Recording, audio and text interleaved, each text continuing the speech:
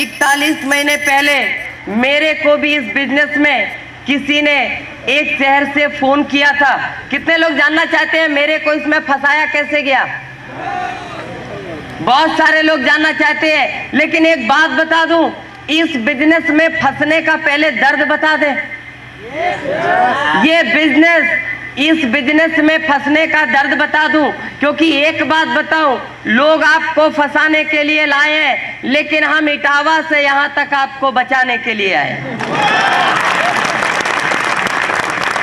किसी भी कीमत पर आपको फंसने नहीं देंगे, क्योंकि इस बिजनेस में फंसने का दर्द क्या होता है ये मेरे से ज्यादा कोई नहीं जानता। आप भी जानना चाहते हो? बता दूं? देखो, इस बिजनेस में फंसने का पहला दर्द आज से 41 महीने पहले मैं अपने घर में 11.5 महीने घर और कॉलेज के बीच में रहता था। कॉलेज और घर 11.5 महीने बीत जाते थे साल के, और 10-15 दिन के लिए घर से कहीं बाहर जाने का मौका मिलता है। लेकिन इस बिजनेस में फंसने के बाद पहला दर्द है, आज 11.5 महीने से घर नहीं जा पाया हूं। इस बिजनेस में फंसने का पहला दर्द है। दूसरा भी बता दे क्या जी? इस बिजनेस में फंसने का दूसरा भी दर्द है। आज से 41 महीने पहले जिन शहरों के नाम किताबों में पढ़े थे, जिन शहरों के नाम लोगों के मुंह से सुने थे, सुना करते थे गोवा बहुत अच्छा स्टेट है, सुनते थे दार्जिलिंग भी देखना चाहिए, सुनते थे जयपुर भी जाने लायक है, लेकिन आज दूसरा दर्द है। इन सारे शहरों में जाने का मौका मिला, इन सारे शहरों में घूमने का मौका मिला, ये दूसरा दर्द है। इस बिजनेस में फंसने का एक और दर्द है। बता दे क्या जी? आज से 41 महीने पहले मेरे डैडी मेरे को पर मंथ 5,000 रुपए देते थे पॉकेट खर्चा के लिए। काफी होते हैं ना जी स्टूडेंट के लिए? काफी होते थे, 5,000 रुपए महीने में देते थे। लेकिन इस बिजनेस में फंसने का दर्द है, आज मेरे डैडी मेरे को 5,000 महीने में नहीं देते, लेकिन आरसीएम हर महीने पल्सर खरीदने की इनकम देता है। इस बिजनेस ने एक और दर्द दिया है। बता दे जी? जानना चाहते हैं?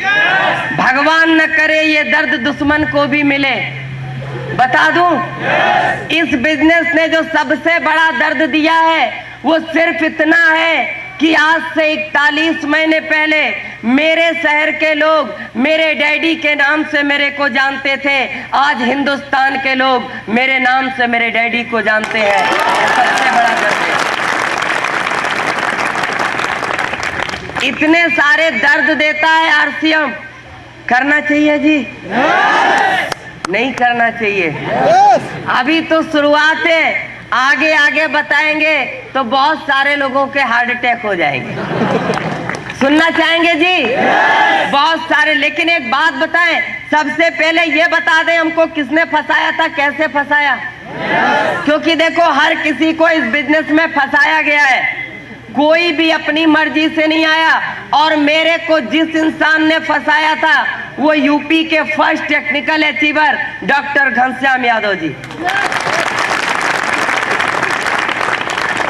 फ्रेंड्स, आज से 41 महीने पहले एक इंसान मेरे को फोन करता है और बोलता है, एक बात बता, क्या तू रायबरेली आ सकता है? यूपी का एक दूसरा डिस्ट्रिक्ट है रायबरेली, सुना है ना नाम? मेरे को रायबरेली बोलता है आ सकता है। मैंने कहा मेरे को नहीं आना। बोला नहीं आएगा तो मजा आ जाएगा। मैंने कहा मेरे को कोई भी मजा नहीं लेना। बोला बिजनेस के बारे में बताएंगे। मैंने कहा मेरे डैडी का इतना बड़ा बिजनेस है, उसको ही हम करना चाहेंगे तो करेंगे, बाकी कुछ नहीं करना है। लेकिन वो मेरे को इतना ज्यादा प्रेशर डालते हैं कि मैं अपने शहर इटावा से 350 किलोमीटर दूर रायबरेली जाता हूँ। और जब मैं रायबरेली जाता हूँ, रात को 8:30 बजे उनके घर में पहुंचा, 9:30 बजे 2 लोग मेरे को मिलके प्लान दिखाते हैं, रात को 9:30 बजे से लेके 11:30 बजे तक। कितने घंटे जी? 2 घंटे। और 2 घंटे प्लान दिखाने के बाद बोलते हैं, क्यों जी समझ में आया? मैंने कहा हाँ जी सब कुछ समझ में आ गया। सिर्फ एक ही खतरा था, मैंने सोचा अगर ना कर दिया तो 2 घंटे और चाटेंगे। तुरंत बोला सब कुछ समझ में आ गया। अभी इधर भी पूछेंगे समझ में आया जी, सारे बोलेंगे सब कुछ आ गया, कुछ समझाने की जरूरत नहीं। सही है ना? मैंने भी तुरंत बोला सब कुछ समझ में आ गया। सुबह होती है, बोलते हैं चलो आपको पिकअप सेंटर लेकर चलते हैं। दोनों लोग मेरे को पिकअप सेंटर पर ले जाते हैं और जब पिकअप सेंटर पर जाता हूं तो पिकअप सेंटर के गेट पे जैसे ही पहुंचा, पिकअप सेंटर को देख के हालत खराब हो गई। इतनी जर्जर अवस्था में पिकअप सेंटर, उससे अच्छी पान की दुकान होती है जी। मेरे को दिमाग में एक ही बात आई, रात को तो बड़ी बड़ी हाँक रहा था, इतनी बड़ी कंपनी है, इतना बड़ा टर्नओवर है, ये है वो है, अरे जिसके पिकअप सेंटर का ये हाल है उस कंपनी का क्या हाल होगा। लेकिन साहब 2 लोगों के बीच में फंसे थे ना। अंदर जाते हैं, बोरे में से किट निकालता है। किससे निकालता है जी? बोरे में से धूल झाड़ता है, मेरे को देता है, बोलता है इसमें 3 पैंट का कपड़ा है, 3 शर्ट का कपड़ा है, 1 गरम सूट का कपड़ा है और तेरे को 2990 देना है। कितना देना है जी? ये भी नहीं पूछता पॉकेट में है कि नहीं है, बस देना है। मेरे को 100% लग रहा था 350 किलोमीटर दूर बुला के ठगा है, नटवर लाल का भी चाचा है। लेकिन मैंने उसको 2990 दिया। उस बैग को लेकर अपने घर पे आया, अलमारी में बंद करके रख दिया। सिर्फ एक ही बात सोची, अगर डैडी ने देख लिया तो बोलेंगे तुम फालतू के बहुत खर्चे करते हो। बात समझ में आ रही है जी? 100% आ रही है? चाटूंगा नहीं, अगर नहीं आ रही है तो बोल दो। आ रही है ना जी? मैंने उसको अलमारी में रख दिया और मैं 9 महीने गुजर जाते हैं। 9 महीने मैं भूल गया कि मैं किसी आरसीएम को जानता हूँ। मैंने आरसीएम का कपड़ा लिया है, मैंने आरसीएम का कपड़ा कोई लिया है, किसी को पैसे भी दिए हैं। लेकिन 9 महीने बाद उसी इंसान का फिर फोन आता है। बात समझ में आ रही है ना? क्योंकि एक बात कहते हैं, बुरे दिनों को जितनी जल्दी भुला दो उतना ही अच्छा। तो मैं भी 9 महीने तक भूल गया, लेकिन उस इंसान का फिर से फोन आता है और मेरे को बोलता है यार एक बात बता, क्या फैजाबाद आ सकता है? मैं बोला क्यों? पहले आया था तो आरसीएम में फंसाया था, अब किस में फंसाना है? बोला नहीं यार, आरसीएम के बारे में डिटेल में बताना है। मैंने कहा जब शॉर्ट में बताया था तो 2990 लिया था, डिटेल में कितना लेगा?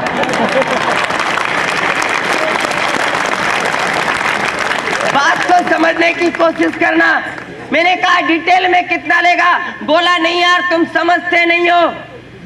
हिंदुस्तान के पहले डिस्ट्रीब्यूटर मिस्टर बीसी छाबड़ा जी, जिनको हिंदुस्तान भागचंद छाबड़ा जी के नाम से जानता है, भागचंद छाबड़ा जी आ रहे हैं और मैं चाहता हूं, उन्होंने लोगों की तकदीरें बदल दी हैं। मैं चाहता हूं तुम उनके प्रोग्राम को देखो। मैंने कहा एक बात बता, एक इंसान दूसरे इंसान की तकदीर बदल ही नहीं सकता। अगर ऐसा होता तो एक डॉक्टर का बेटा कैंसर से नहीं मरता, एक पुलिस वाले का बेटा अपराधी नहीं बनता, एक डीएम का बेटा चपरासी नहीं बनता और एक प्रिंसिपल का बेटा अनपढ़ नहीं रहता। एक इंसान दूसरे इंसान की तकदीर नहीं बदल सकता। उसने मेरे को एक बात बोली थी कि ये सच है, एक इंसान दूसरे इंसान की तकदीर नहीं बदल सकता, लेकिन ये भी सच है एक इंसान दूसरे इंसान को तकदीर बदलने की तदबीर जरूर बता सकता है। मैं बोला मेरे पास पैसे नहीं है। बोला पिछली बार जितना खर्चा हुआ था वो भी दे दूंगा, इस बार भी आने जाने का सारा पैसा दे दूंगा, जितना भी खर्चा होगा सब दे दूंगा, बस तेरे को आना है। मैं उसके शहर फैजाबाद में पहुंचता हूं और जब उस प्रोग्राम हॉल के गेट पे पहुंचता हूं तो साहब एक इंसान खड़ा रहता है।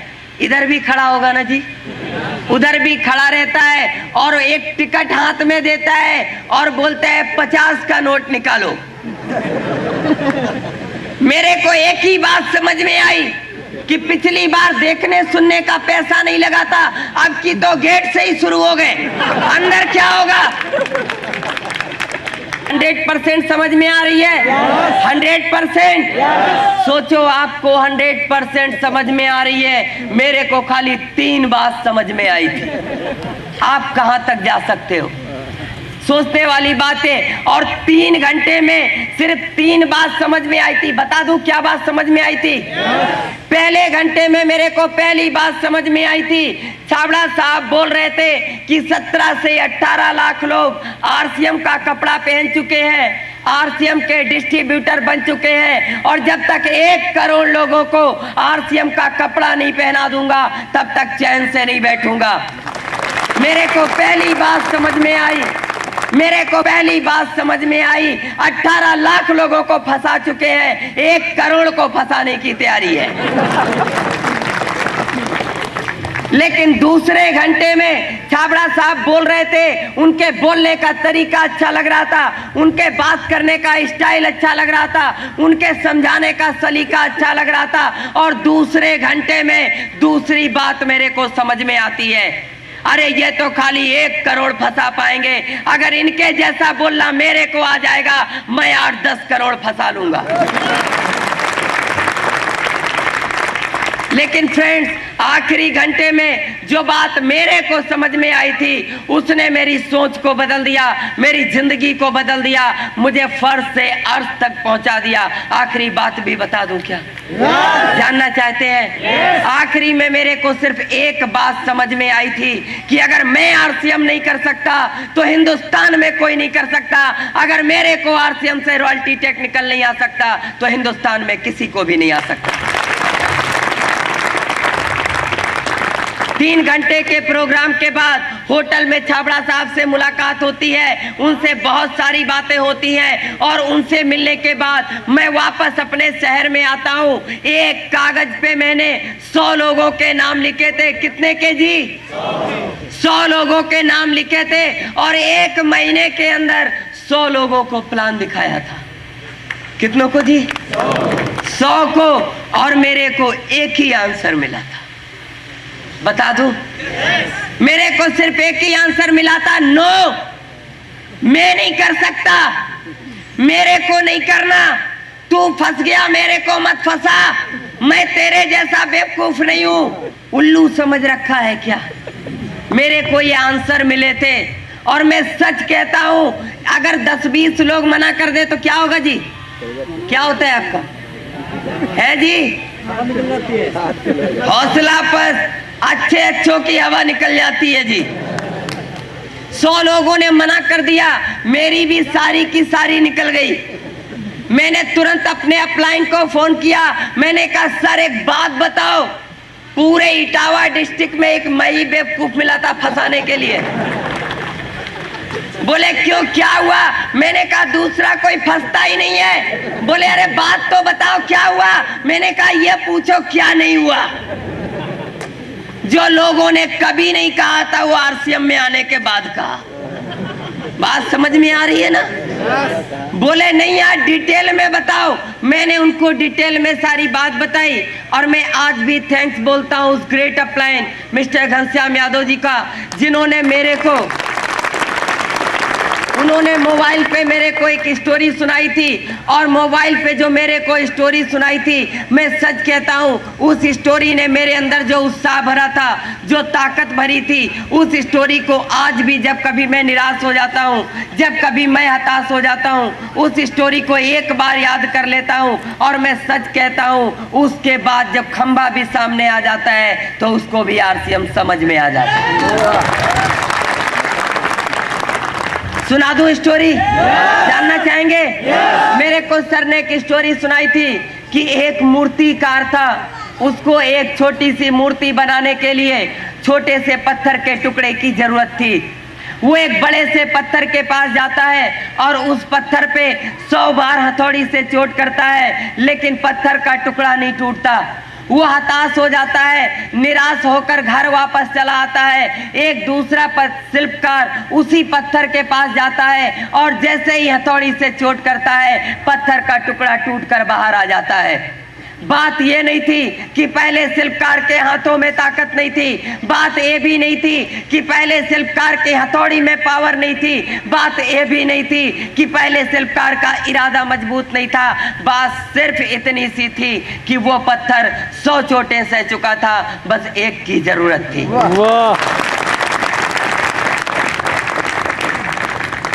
मेरे को सर स्टोरी सुनाते हैं, मैंने तुरंत अपने एक दोस्त को फोन किया, मैंने कहा यार एक बात बता, मेरे को तेरे से मिलना है। बोला टाइम नहीं है। मैंने कहा नहीं यार मैं मिलना ही चाहता हूं। बोला यार जब टाइम ही नहीं है तो मिलेंगे कैसे।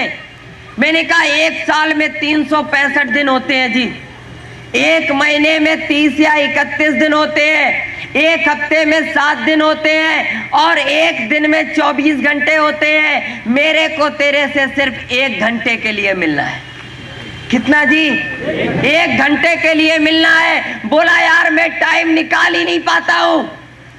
मैंने कहा मैंने रतन टाटा का इंटरव्यू पढ़ा था, उनके इंटरव्यू में एक बात थी, उन्होंने कहा था कि महीने में 2-4 दिन का टाइम मैं भी निकाल सकता हूँ, महीने में 2-4 दिन के टाइम मेरे पास भी होता है, मैं भी कुछ नया कुछ रचनात्मक काम कर सकता हूँ। अरे सोचने वाली बात है, इस देश के उद्योगपति के पास महीने में 2-4 दिन का टाइम हो सकता है, लेकिन इस देश के रोडपति के पास 1 घंटे का टाइम नहीं है। बात को समझने की कोशिश करना। बोला ठीक है मैं तेरे से 1 घंटे के लिए मिल सकता हूं, एक बात बता रात को 10 बजे मेरे घर आ सकता है क्या। सोचने वाली बात है। मैं चंबल घाटी का रहने वाला हूं। कितने लोगों ने नाम सुना है जी चंबल घाटी का? बहुत सारे लोगों ने सुना है। तो मैं चंबल घाटी का रहने वाला हूँ। रात को 9 बजे के बाद लोग अपने घर का गेट नहीं खोलते, भले ही मेहमान आ जाए। और वो मेरे को बोलता है रात को 10 बजे मेरे घर आ सकता है क्या। उसके घर से मेरा घर 10 किलोमीटर दूर है। मैंने मन में एक ही बात सोची, तेरे को फंसाना है, 10 बजे क्या रात को 12 बजे भी आ जाऊंगा।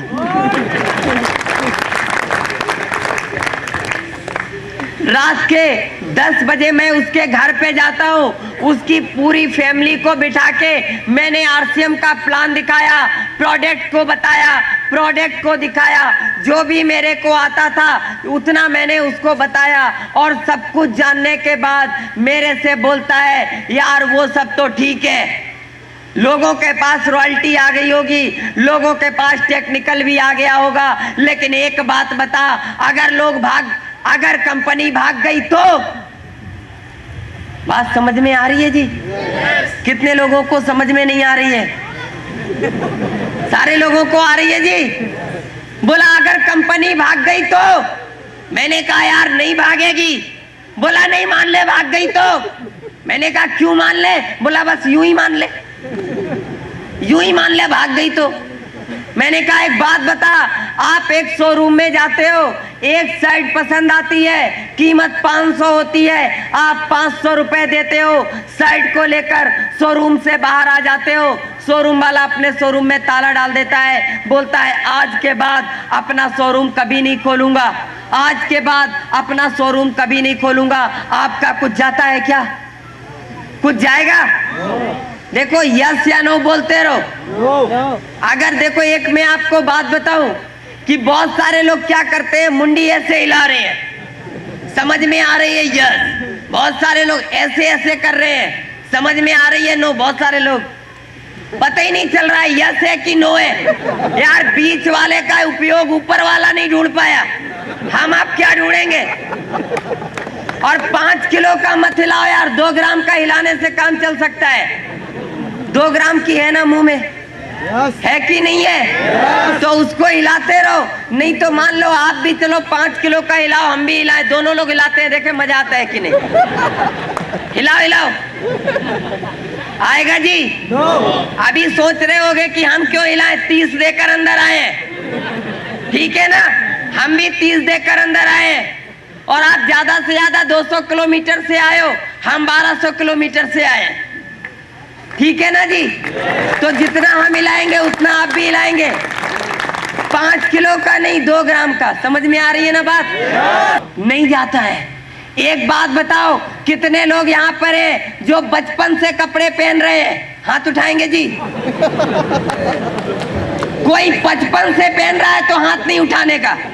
बचपन से पहन रहे हैं ना जी सारे लोग? कोई बचपन में पहनना तो नहीं शुरू किया? सारे लोग बचपन से कपड़े पहन रहे हैं। एक बात ईमानदारी से बताओ, एक बात बताएंगे, थोड़ा खड़े होंगे भैया, आप बहुत खूबसूरत लग रहे हैं। एक बात बताओ, ये कपड़ा सिलवाने के लिए जमीन बेची थी? नहीं बेची? पक्का है? याद है ना? पक्का है? बैठ जाओ सर। अच्छा, आप थोड़ा खड़े होंगे, लेटे क्यों है सर जी? बैठ जाइए आराम से, खड़े होंगे थोड़ा। ये कपड़े पहनते हो, उधार मांग के लाए हो जी? उधार तो नहीं मांगा ना? लोन लिया था बैंक में इस कपड़े को पहनने के लिए? लोन भी नहीं लिया? सच बोल रहे हो कि झूठ बोल रहे हो? इसने लोन लेके भी कपड़े नहीं खरीदे। बैठ जाओ। अच्छा, एक बात बताओ, गांव के साहूकार से, महाजन से किसने कर्जा लेके पैंट शर्ट खरीदा? कोई है क्या? नहीं है। बात को समझने की कोशिश करना कि पैंट शर्ट खरीदने के लिए कर्जा नहीं लेना पड़ता, बैंक से नहीं लेना पड़ता, प्राइवेट नहीं लेना पड़ता, खेत नहीं बेचना पड़ता। किसी ने मकान गिरवी रखा क्या पैंट शर्ट बनवाने के लिए? आज तक नहीं रखा। सोचने वाली बात है। अगर आप आरसीएम का कपड़ा पहनोगे तो क्या कुछ बेचना पड़ेगा जी? नहीं बेचना पड़ेगा। आप कपड़े लोगे और पैसे दोगे, कपड़े घर में आ जाएंगे। लेकिन ईमानदारी से एक बात बताओ, आपने कपड़े घर में रख लिए, अगर कंपनी भाग गई तो आपका कुछ जाएगा? नहीं जाएगा। लेकिन सोचने वाली बात है, fashion shooting private limited company के मालिक मिस्टर त्रिलोक चंद छाबड़ा जी, जिन्होंने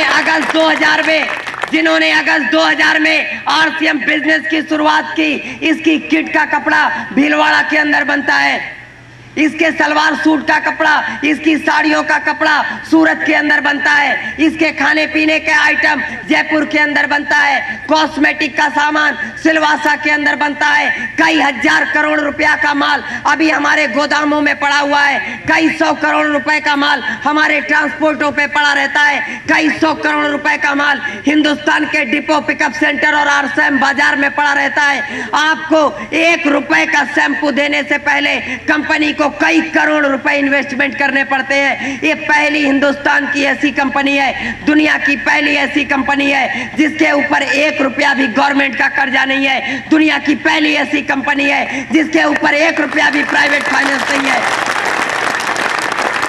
जरा सोच कर बताओ, जरा सोच कर बताओ, अगर कंपनी भाग जाएगी तो आपका तो कुछ नहीं जाएगा, लेकिन मिस्टर टीसी छाबड़ा जी सड़क पर आ जाएंगे। कंपनी भागेगी क्या जी? भागेगी जी? भाग सकती है? फिर वही बात आती है, वो सब तो ठीक है, चलो मान लिया नहीं भागेगी, लेकिन मेरे 2 नहीं बने तो? क्यों जी? अगर मेरे 2 नहीं बने तो? मैंने कहा यार बन जाएंगे, सबके बन जाते हैं। बोला नहीं मान ले मेरे नहीं बने तो। मैंने कहा यार मेरे को 2 मिल गए, निषाद सर जी को 2 मिल गए, लालमणि जी को 2 मिल गए, तेरे को भी मिल जाएंगे। बोला नहीं मान ले मेरे नहीं बने तो। मैंने कहा यार रिश्तेदारों को बताना। बोला मान ले रिश्तेदारों ने मेरी बात नहीं मानी तो। मैंने कहा दोस्तों को बताना। बोला मान ले दोस्तों ने भी मेरी बात नहीं मानी तो। मैंने कहा यार दुनिया में तेरी इतनी तो इज्जत होगी कि 2 लोग तेरी बात मान ले। बोला मान ले मेरी इतनी भी इज्जत नहीं है तो।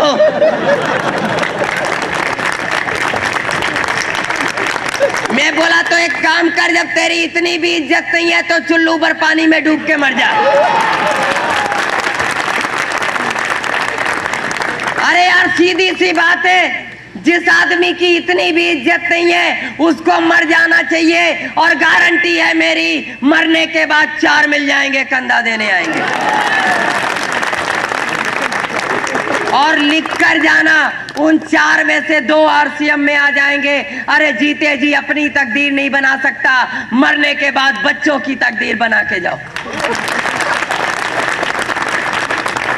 बोला चलो ठीक है, मैंने मान लिया, मेरे 2 बन गए, उन दोनों के भी 2-2 बन गए। उन दोनों के भी 2-2 बन गए, उन दोनों के भी 2-2 बन गए। ऐसे तो एक दिन पूरे डिस्ट्रिक्ट के लोग ज्वाइन हो जाएंगे, जो लास्ट में आएगा उसका 2 किधर से आएगा। मैं बोला कोई बात नहीं, अपन अपने डिस्ट्रिक्ट से बाहर चलेंगे, यूपी में और भी डिस्ट्रिक्ट है। बोला मान ले सारे डिस्ट्रिक्ट के लोग ज्वाइन हो गए, पूरा यूपी ज्वाइन हो गया, जो लास्ट में आएगा वो 2 कहां से लाएगा। मैं बोला कोई बात नहीं, अपन यूपी से बाहर चलेंगे, बिहार चलेंगे, झारखंड चलेंगे, पंजाब चलेंगे, हरियाणा चलेंगे, गुजरात चलेंगे, बंगाल चलेंगे, आसाम चलेंगे। बोला मान ले सारे स्टेट के सारे लोग ज्वाइन हो गए, पूरा हिंदुस्तान ज्वाइन हो गया, जो लास्ट में आएगा उसका 2 कहां से लाओगे। अभी अपना ठिकाना नहीं था, अभी पूरा इंडिया ज्वाइन हो गया तो।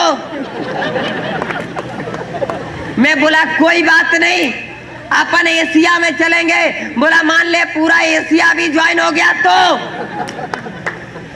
मैं बोला यार यूरोप में भी कंपनी पहुंच जाएगी। बोला मान ले पूरा यूरोप भी ज्वाइन हो गया तो। मैं बोला अपन अफ्रीका, अमेरिका, ऑस्ट्रेलिया महाद्वीप में चलेंगे। बोला मान ले पूरी दुनिया ज्वाइन हो गई, दुनिया में कोई भी नहीं बचा, जो लास्ट में आएगा ना वो 2 कहां से लाएगा।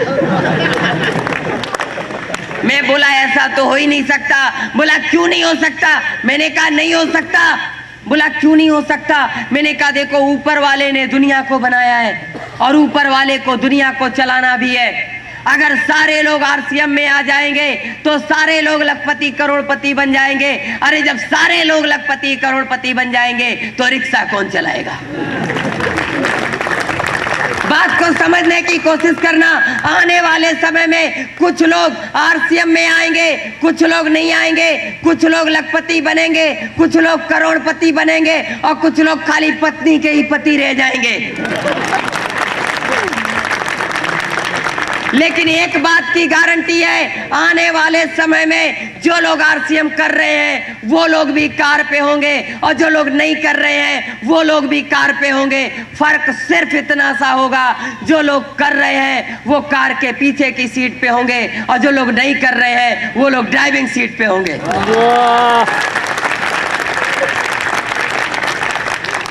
बात समझ में आ रही है? अगर नहीं समझ में आ रही है तो समझने की जरूरत भी नहीं है। आरसीएम नहीं चलेगा। मैंने कहा अब क्यों नहीं चलेगा जी। बोला मान ले लोगों ने हेयर ऑयल लगाना बंद कर दिया तो। मैं बोला कोई बात नहीं, लोग क्रीम पाउडर लगाएंगे तो आरसीएम चलेगा।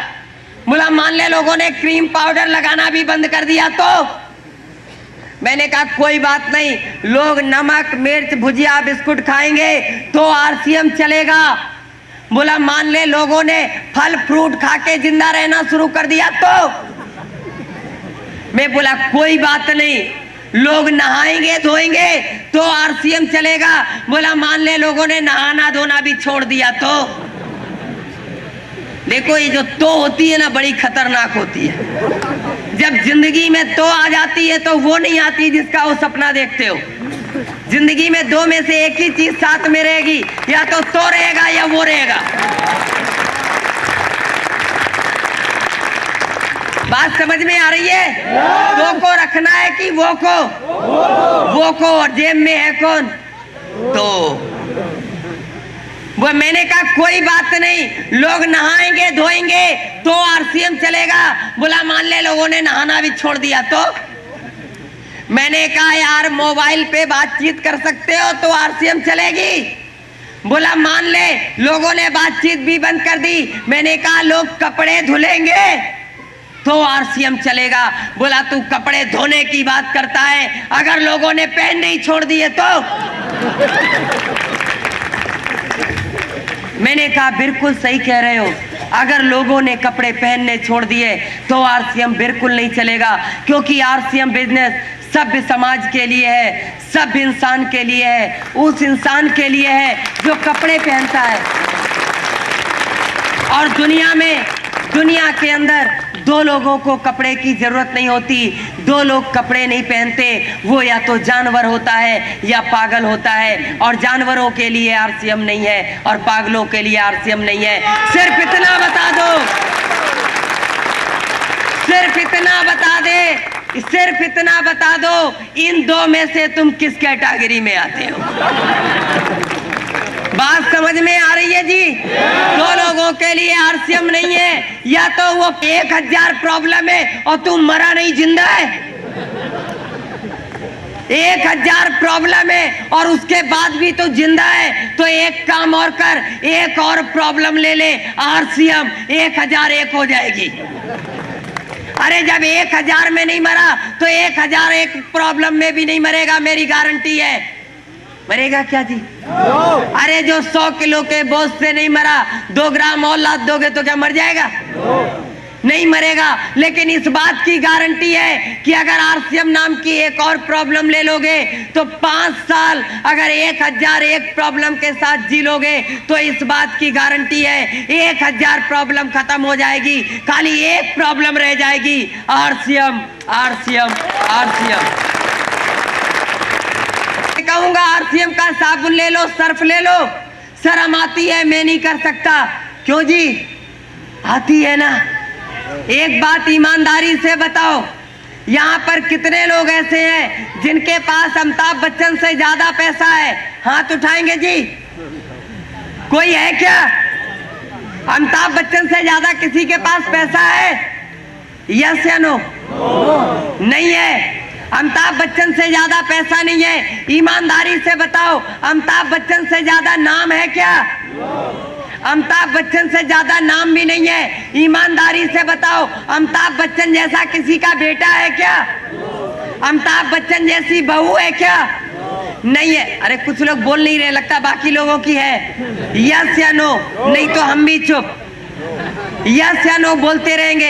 अमिताभ बच्चन जैसी बीवी है क्या? नहीं है। अमिताभ बच्चन सुपरस्टार है, यहाँ पर कोई है क्या? नहीं है। सोचने वाली बात है। अमिताभ बच्चन के पास सब कुछ आपसे ज्यादा है और अमिताभ बच्चन टीवी में आता है और क्या बोलता है जी? हाजमोला खाओ। अमिताभ बच्चन टीवी में आकर बोलता है च्यवनप्राश खाओ, तंदुरुस्ती बढ़ाओ। उसको टीवी में बोलने में शर्म नहीं आती है, वो टीवी पे आके बोलता है च्यवनप्राश खाओ, तंदुरुस्ती बढ़ाओ। आप बीबी से नहीं बोल सकते आरसीएम की चाय पिलाओ।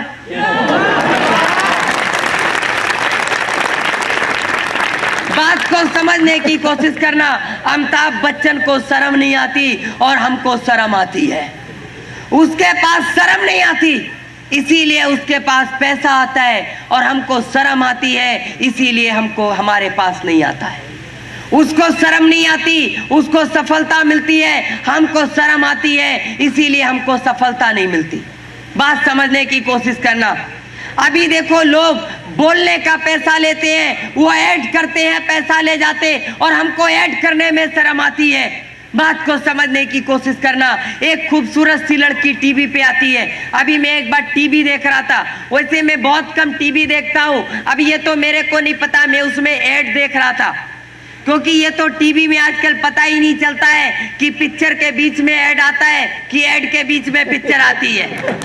ये तो पता नहीं चलता है ना जी। तो मैं ऐड देख रहा था, एक खूबसूरत सी लड़की आती है टीवी पे, एक खूबसूरत सी लड़की आती है, उसका ज्यादा नाम तो नहीं पता है, लेकिन वो बोलती है मेरी खूबसूरत त्वचा का राज साबुन है।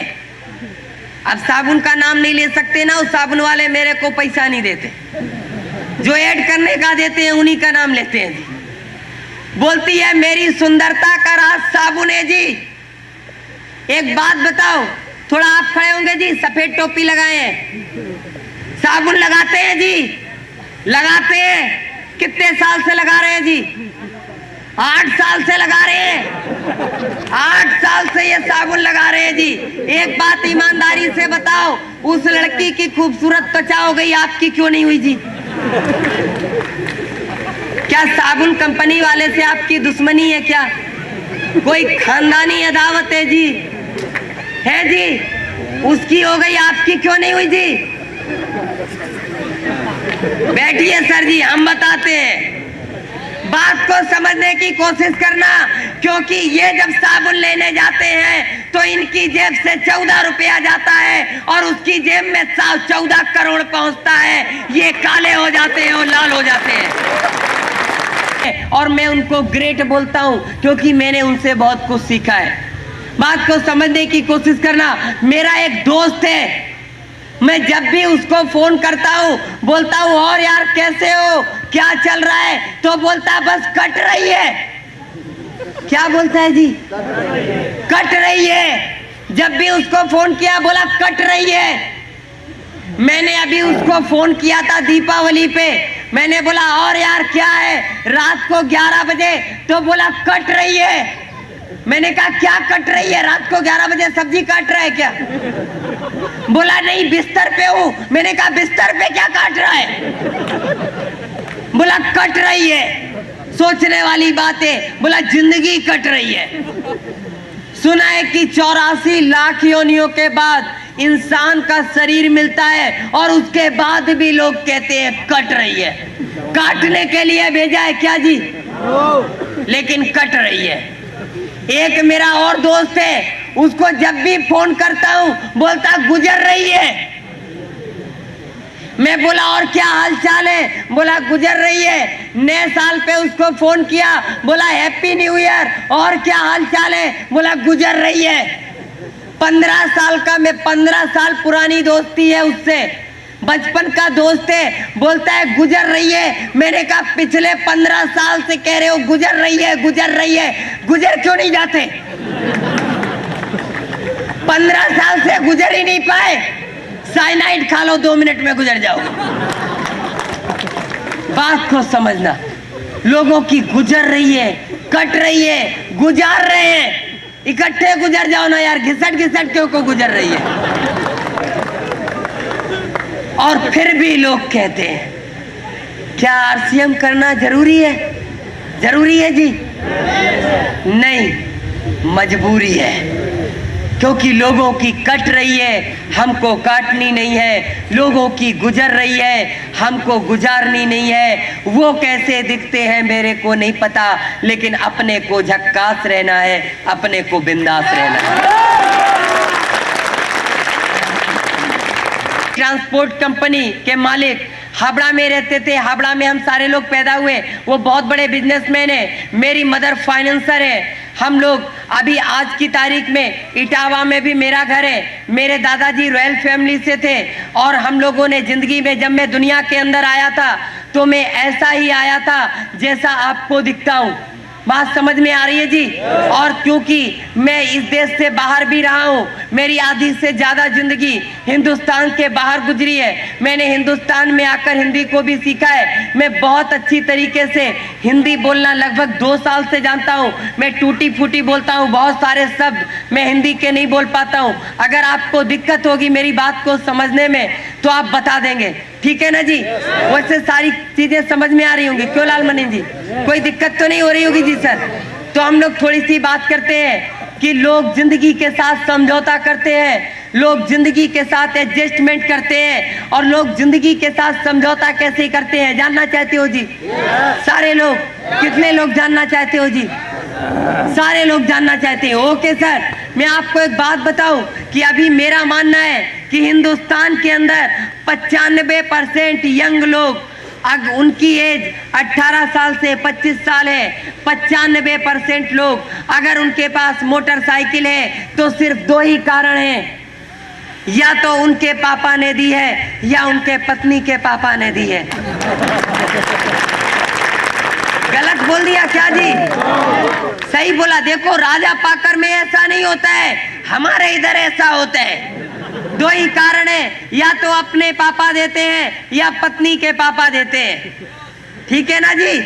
और अभी क्या होता है कि जब नई नई मोटरसाइकिल मिलती है, नई नई शादी होती है तो नई नई मोटरसाइकिल मिलती है। अभी लोग जिंदगी के साथ समझौता कैसे करते हैं, थोड़ा सा समझने की कोशिश करना। अभी नई नई मोटरसाइकिल मिली, नई नई शादी होती है, अपन मोटरसाइकिल में आगे बैठते हैं और अपनी लाइफ को पीछे बिठाते हैं। लाइफ मतलब समझते हैं जी? लाइफ मतलब समझ में आ रही है ना जी? लाइफ मतलब जान, मेरी जान। देखो अभी शादी नहीं हुई पर एक्सपीरियंस है। जब नई नई शादी होती है तो सबको जान ही दिखाई देती है, ठीक है ना जी? अभी अपन आगे बैठते हैं और अपनी लाइफ को पीछे बिठाते हैं, और उसके बाद जिंदगी में एक ही गाना चलता है कि जिंदगी एक सफर है सुहाना। बहुत मस्ती से जिंदगी चल रही होती है और 2-3 साल गुजर जाते हैं, एक नया आइटम दुनिया में आ जाता है। नया आइटम समझ में आ रही है ना जी? सारे लोगों को आ रही है जी? एक नया आइटम दुनिया में आ जाता है। अभी थोड़ा सा सीन बदलता है और सीन के साथ सॉन्ग भी बदलता है। अभी अपन आगे बैठते हैं और आइटम को बीच में बिठाते हैं और अब लाइफ हो जाती है। क्या होती है जी? लाइफ हो जाती है।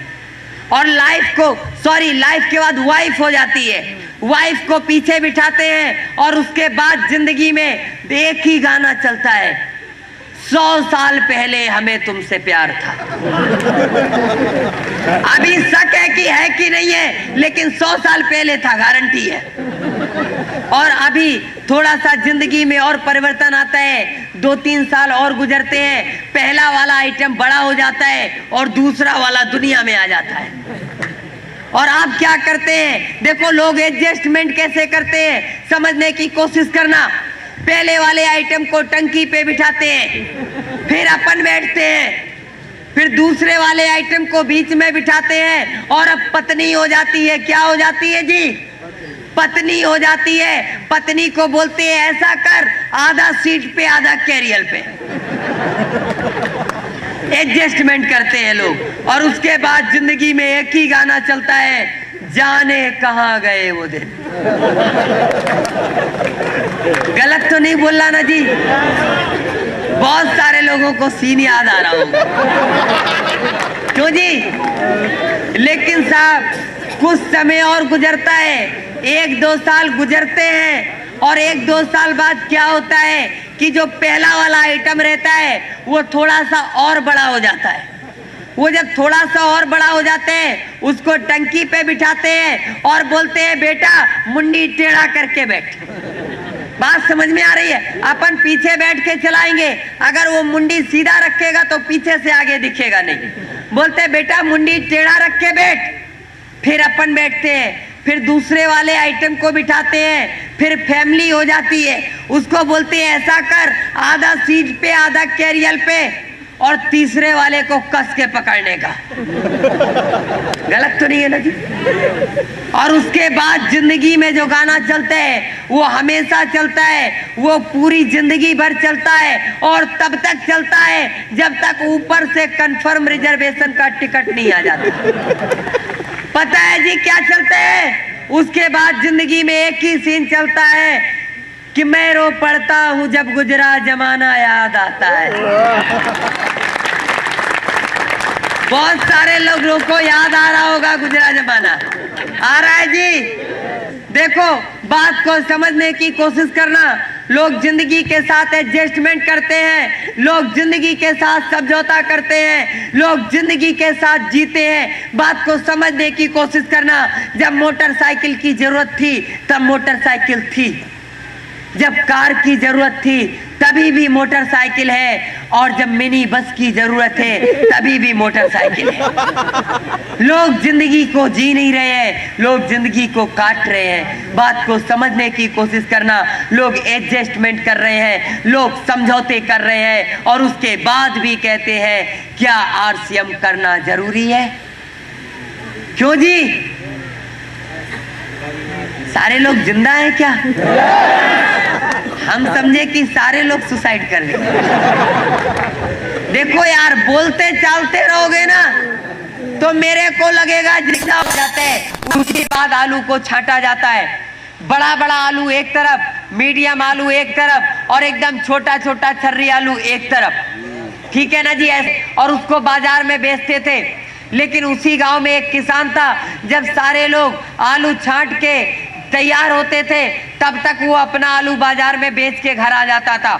सारे किसान बड़े परेशान कि ये अपना आलू इतनी जल्दी छांट कैसे लेता है, जबकि खोदने हम लोगों के साथ ही जाता है, एक साथ खोद के लाता है, फिर ये छांट कैसे बेच के कैसे चलाता है। सारे किसान उस किसान के पास जाते हैं और बोलते हैं भैया एक बात बताओ, तुम्हारा आलू इतनी जल्दी छट कैसे जाता है? वो बोलता है जी मैं कुछ नहीं करता, मैं आलूओं को खोदता हूँ, बैलगाड़ी में लादता हूँ और गांव की सबसे खराब सड़क से होते हुए बाजार में जाता हूँ और जब बैलगाड़ी हिलती डुलती है, बहुत सारे धक्के लगते हैं, बहुत सारे झटके लगते हैं, तो उन दोचियों में क्या होता है, बड़ा बड़ा आलू सबसे ऊपर आ जाता है, मीडियम आलू बीच में आ जाता है और छोटा आलू सबसे नीचे चला जाता है। बात को समझने की कोशिश करना। सेम आरसीएम, जब बुरा वक्त आता है, बुरी परिस्थिति आती है, कठिन से कठिन दौर आता है, कठिन से कठिन हालात आते हैं, जो लोग लड़ते रहते हैं, जो लोग करते रहते हैं, वो लोग आरसीएम में रॉयल्टी, टेक्निकल और रूबी स्टार पे जाते हैं। और जो लोग रुक जाते हैं, जो लोग थम जाते हैं, वो यहाँ से बाहर हो जाते हैं। और एक मैं आपको बात बता दूं, इस देश को छोटे आलू टाइप के लोगों की जरूरत नहीं है, इस समाज को भी ऐसे लोगों की जरूरत नहीं है। आप अपने परिवार से पूछ लेना, छोटे आलू टाइप के लोगों की जरूरत नहीं है, तो आरसीएम को भी ऐसे लोगों की जरूरत नहीं है। आरसीएम उन लोगों का बिजनेस नहीं है जिनके पास दिल ही नहीं है। आरसीएम उन लोगों का बिजनेस है जिनके पास कलेजा है। बात समझ में आ रही है जी? पहली बार आप लोगों से मुलाकात है, थोड़ा सा अपने बारे में बता दे जी, थोड़ा सा। कितने लोग जानना चाहेंगे जी? पहली मुलाकात है, क्यों सर जी, डिटेल अपनी भी डिटेल हो जाए, क्योंकि पहली मुलाकात है और पहली मुलाकात में एक बार परिचय पूरा होना चाहिए। क्यों जी? मैं आपको बता दूं, मैं वेस्ट बंगाल हावड़ा में पैदा हुआ था। मैं जैसा दिखता हूं, मैं दुनिया के अंदर ऐसा ही आया था।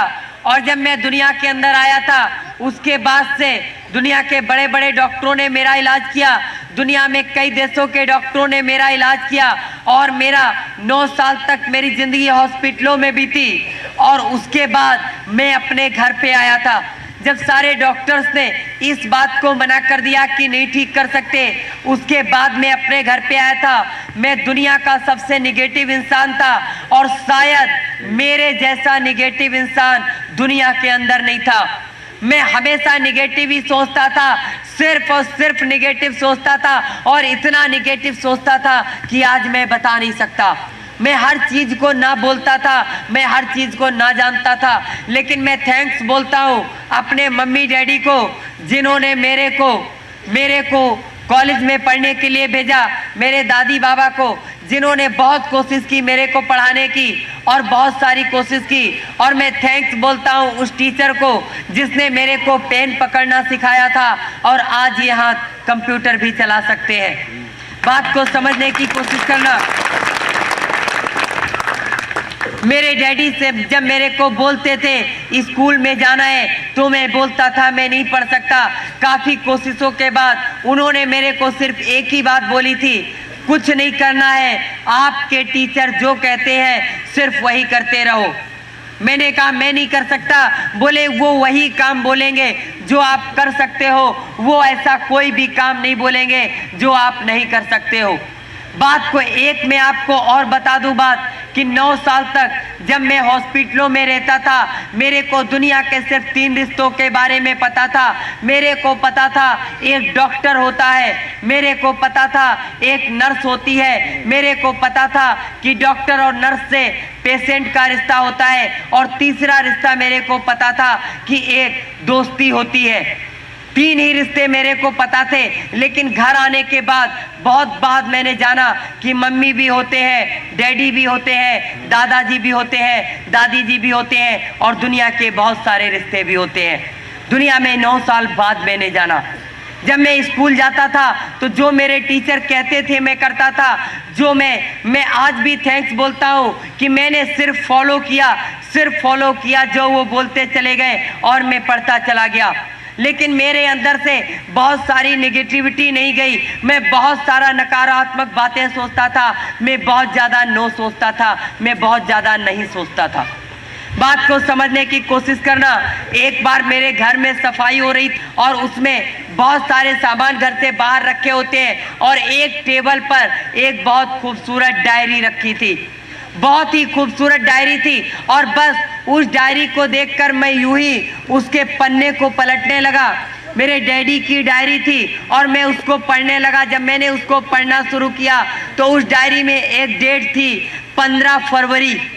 15 फरवरी उसमें डेट लिखी हुई थी और मैंने उस पन्ने पर मेरे डैडी ने लिखा था कि कल डॉक्टर ने डिलीवरी की डेट दी है, मेरा पहला बेटा दुनिया में आने वाला है और जब मेरा बेटा दुनिया में आएगा मेरा 2 ही सपना है, या तो मैं उसे बहुत बड़ा बिजनेसमैन बनाऊंगा, मेरे से भी बड़ा बिजनेसमैन बनेगा, या फिर वो पायलट बनेगा। ये मेरे डैडी का सपना था। जब मैंने उस पन्ने को पलटा उसमें अगली डेट लिखी हुई थी, अगले पन्ने पे सिर्फ एक बात लिखी हुई थी, सिर्फ एक लाइन लिखी थी कि आज मेरा सपना टूट गया। क्या लिखा था जी? आज मेरा सपना टूट गया। पहली बार जिंदगी को एहसास हुआ कि जब मैं दुनिया में आया था तो मेरे डैडी का सपना टूटा था। जिंदगी में पहली बार जाना कि जब बच्चा पैदा होता है वो रोता है या नहीं रोता ये तो नहीं पता, लेकिन ये बात पता चली कि जब मैं दुनिया में आया था तो मेरे डैडी ने रोया था, मेरे मम्मी ने रोया था, जो लोग मेरे को प्यार करते हैं उन लोगों ने भी रोया होगा। पहली बार जिंदगी में एहसास हुआ था। और मैं सच कहता हूँ, मैंने अपनी दोस्त से बोला कि एक मेरी डैडी ने डायरी में बात लिखी हुई थी, आज मैंने महसूस किया, आज मेरे को लगता है कि मेरे को दुनिया में आना ही नहीं चाहिए था। मैं आज सोच पाया इस बात को। मेरे दोस्त ने मेरे को एक बात बोली थी, यार अगर तुम चाहो तो तुम्हारे डैडी ने उस दिन तुम्हारे लोगों ने रोया था, लेकिन अगर तुम चाहो तो जिंदगी में वो वक्त भी आ सकता है कि दुनिया में तुम्हारे आने पर भी लोग रोए थे, लेकिन तुम्हारे जाने पर भी लोग रोएंगे।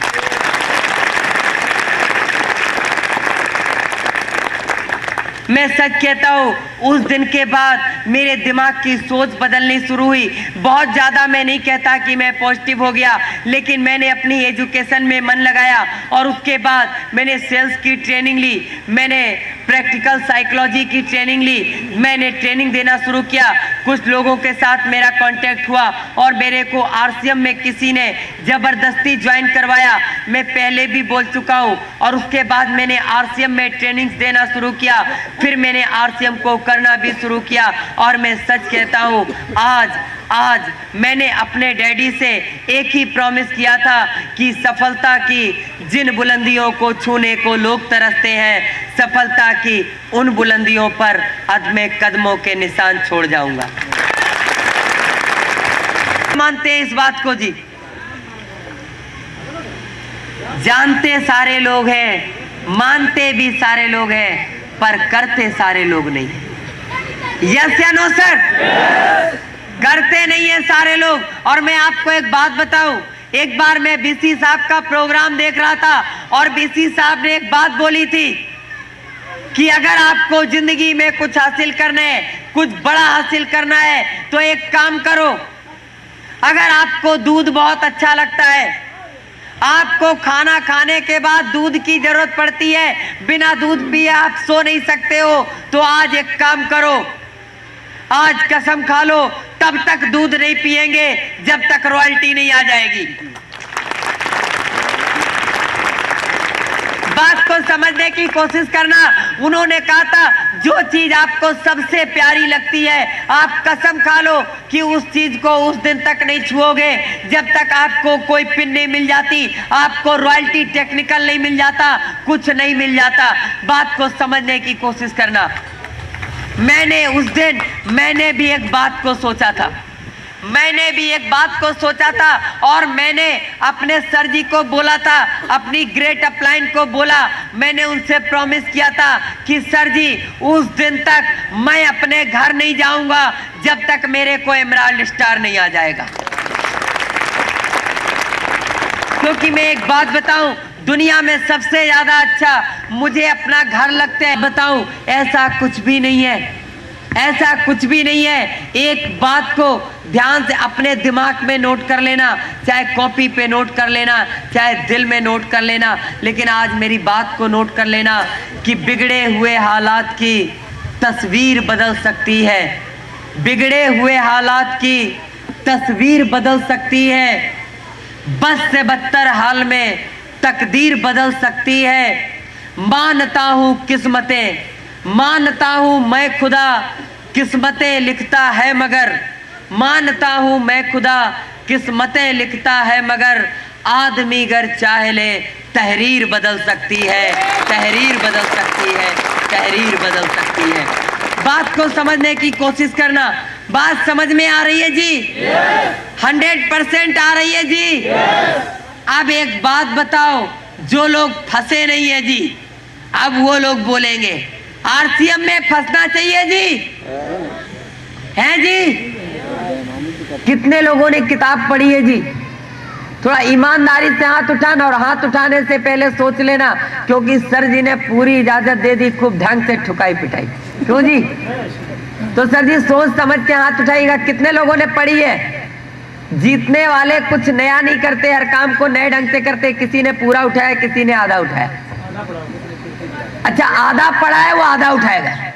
पूरा बाद का बिजनेस है, और ये बिजनेस 8-9 साल बाद का बिजनेस है। और 8-9 साल बाद आपको, एक आम आदमी को, एक रिक्शा चलाने वाले को भी, एक करोड़पति आदमी को भी ये बिजनेस समझ में आने लगेगा। अभी समझाने के लिए सेमिनार करना पड़ता है, और उसके बाद सेमिनार नहीं करना पड़ेगा। उसके बाद लोगों को समझाने के लिए सेमिनार नहीं करना पड़ेगा। उसके लिए हम लोगों को इतना बड़ा सब आयोजन नहीं करना पड़ेगा, इतनी सारी प्रॉब्लम्स का सामना नहीं करना पड़ेगा। एक बार MM निषाद साहब बोलेंगे कि आपके राजा पाकर में BC छाबड़ा साहब का प्रोग्राम होगा, आपके राजा पाकर में यहाँ पर एक बहुत बड़ी स्क्रीन होगी, और वहां पर आप उनका प्रोग्राम देख सकोगे। गलत तो नहीं बोला सर जी? ये अत्याधुनिक बिजनेस है। आने वाले समय में आप लोग डिस्ट्रीब्यूटर हैं, सिर्फ बात की गंभीरता को समझो। आने वाले समय में, आज जब RCM मोबाइल दे सकता है, आज जब RCM कंप्यूटर दे सकता है, आज जब RCM दुनिया की बड़ी बड़ी कंपनियां RCM से हाथ मिला सकती है, तो क्या वो दिन दूर है जब RCM का खुद का चैनल होगा? दूर है क्या? दूर नहीं है। और एक दिन आप RCM का चैनल लगाओगे, और मुकेश कोठारी साहब का सेमिनार चल रहा होगा बॉम्बे में, और देख कहां पर रहे होगे? घर पर। एक दिन BC छाबड़ा साहब गुवाहाटी में कर रहे होंगे, आप देख कहां रहे होगे? अरे हम आने वाले समय में हर वो बहाना खत्म कर देंगे जिसके कारण कोई भी हिंदुस्तानी पीछे रह जाए। अरे मीटिंग में आने का टाइम नहीं है, कोई दिक्कत नहीं है। संडे को भी टाइम नहीं है घर में आने का, कोई दिक्कत नहीं है। रात को 10 बजे के बाद घर में क्या करते हो जी? है जी? सोते हैं। 10 बजे के बाद मत सोना। 1 घंटे का सेमिनार पर डे आपके टीवी पर आएगा। RCM का कोई ना कोई लीडर बोलेगा, अपने दोस्तों को फोन कर देना, यार घर पे तो सोते हो, 1 घंटा और जग के प्रोग्राम देख लो। क्यों जी? कैसा लग रहा है? लग रहा है कि हम लोग हवा हवाई बात कर रहे हैं। हवा हवाई बात लगती है, आज लगती है। जब TC छाबड़ा साहब कपड़ा लेकर आए थे, मैं इस कंपनी में, जब मैं कंपनी में विजिट करने जाता हूं, तो अक्सर मेरा एक और काम है कि मैं महीने में एक बार उस समय कंपनी में जाता हूं जब वहां पर भीड़ नहीं होती है। मैंने एक बार TC छाबड़ा जी से मुलाकात की, और TC छाबड़ा जी से बहुत सारी मैं बात किया। तो मैंने सर जी से एक बात पूछी। मैंने कहा, सर जी एक बात बताओ, क्योंकि मैं भी एक नया डिस्ट्रीब्यूटर था।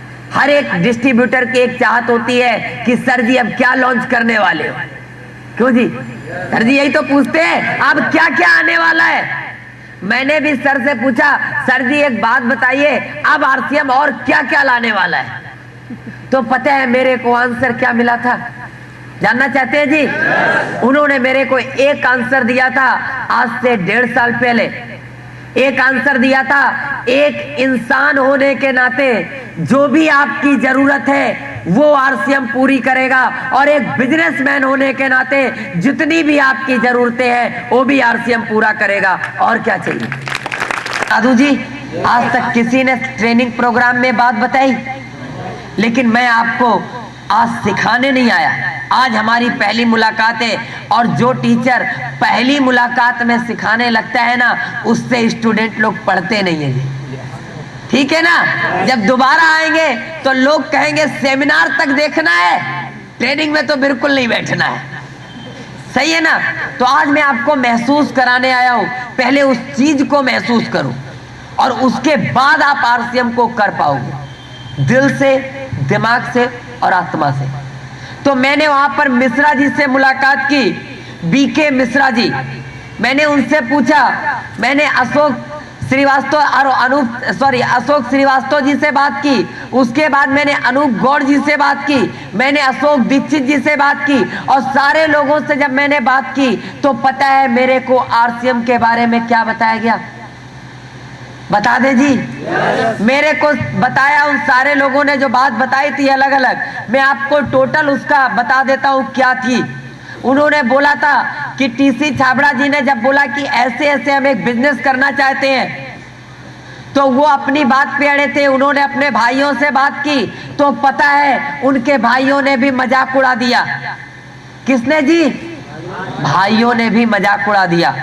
बोले अरे ऐसा कहीं होता है? घर में जब बात की तो बोले इतना अच्छा खासा फैशन शूटिंग प्राइवेट लिमिटेड का काम चल रहा है, अमेरिका जैसे देश में हमारा कपड़ा निर्यात होता है, आज हम भारत की टॉप 10 कंपनियों में एक है, शूटिंग्स में टॉप 10 में एक है, और दिमाग खराब है ये सब करने का।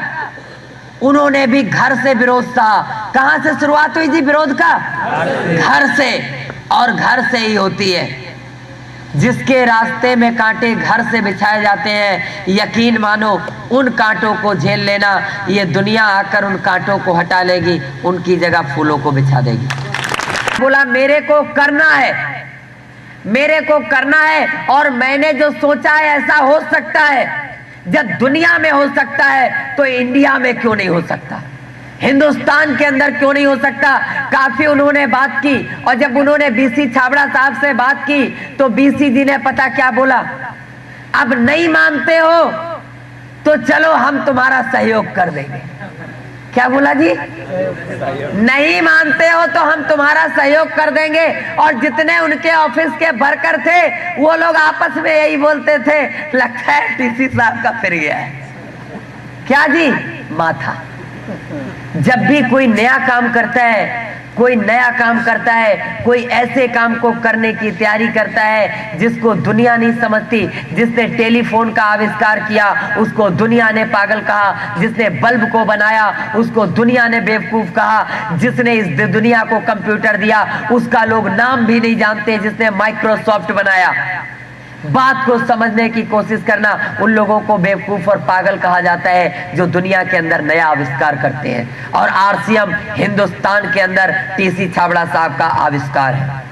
फैशन शूटिंग प्राइवेट लिमिटेड के उसी ऑफिस में जहां आज आप जाते हो जी, वहीं पर वो ऑफिस था, एक उद्घाटन किया गया। और शहर के, चूंकि वो भी एक बहुत बड़े बिजनेसमैन थे, छाबड़ा ग्रुप ऑफ इंडस्ट्रीज एक बहुत सम्मानित परिवार था हिंदुस्तान के अंदर, बहुत सारे बिजनेसमैनों को भी बुलाया गया और उसका नारियल फोड़ा गया। और सबसे पहले ज्वाइन पता किसको करवाया गया है जी?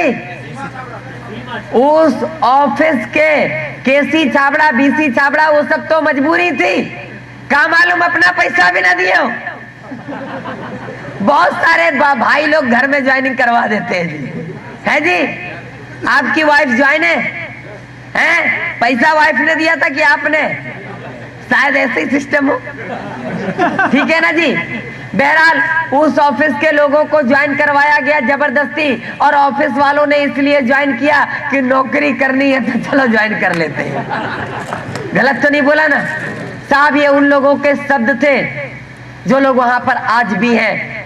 और उसके बाद आरसीएम की शुरुआत हुई साहब, धीरे धीरे बिजनेस बढ़ा। और सर 6 पैंट के कपड़े थे, कितने थे जी? 6 पैंट के पीस से बिजनेस शुरू हुआ। और जब बिजनेस शुरू हुआ एक बड़ा खासा अच्छा खासा ग्रुप बना। और पता है क्या होता था? कभी कभी बीसी छाबड़ा जी का भी चेक 0 हो जाता था। क्यों? क्योंकि हर महीने लोग ज्वाइन नहीं हो पाते थे, बड़ी प्रॉब्लम आ रही थी। और एक समय ऐसा आया जब सारे लोगों ने हथियार डाल दिए कि नहीं, ये नहीं हो सकता, ये नहीं हो सकता, बिल्कुल नहीं हो सकता, कभी नहीं हो सकता। लेकिन एक इंसान ने उस वक्त भी हथियार नहीं डाले, उसको कहते हैं टीसी छाबड़ा जी। क्योंकि उनका मानना था कि इंसान अगर चाहे तो तहरीर बदल सकता है। भले ही खुदा किस्मत लिखते हैं, लेकिन इंसान लिखे हुए को बदल सकते हैं। ये इंसान के अंदर काबिलियत होती है, बस आपको पहचानने की जरूरत है, बात को समझने की। कल की एनिवर्सरी की सीडी देखी है किसी ने जी? है जी? किसी ने देखी है जी?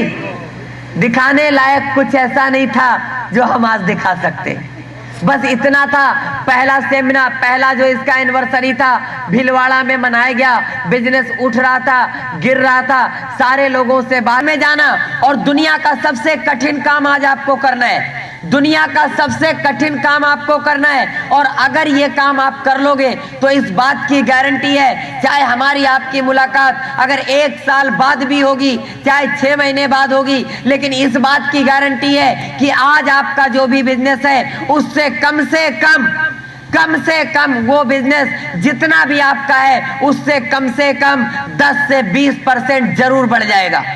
100% 10 से 20% जरूर बढ़ जाएगा, इस बात की गारंटी है अगर फॉलो करोगे तो। लेकिन बहुत सारे लोग सोचते हैं, लिख लेते हैं, वो डाउनलाइन नहीं आई है उसको सिखा देंगे, ऐसा भी लोग करते हैं। डाउनलाइन को सिखाने के लिए नहीं बोल रहा मैं, पहले मैं आपको सीखने के लिए बोल रहा हूं। पहले कोई भी चीज है, पहले आप करोगे, मैं आपको सिखाने नहीं आया। आपको निसार सर जी ने कुछ भी नहीं सिखाया आज तक 4 साल में, क्योंकि वो भी बोलते हम सीख रहे हैं, हम भी बोलते हम सीख रहे हैं, बीसी छाबड़ा साहब भी बोलते सीख रहे हैं, सुरेंद्र भट्ट साहब भी बोलते सीख रहे हैं, मुकेश कोठारी भी बोलते सीख रहे हैं। यार जब सारे के सारे स्टूडेंट हैं तो मास्टर तो कोई है ही नहीं ना। एक स्टूडेंट दूसरे स्टूडेंट को सिखा सकता है क्या? नहीं, सिर्फ बता सकता है। और आपको इस बिजनेस में सिर्फ इतना करना है, जो भी आपने नोट किया है, आपकी जो भी डाउनलाइन है, उसको बताना नहीं है, सिखाना भी नहीं है, उसको करके दिखाना है।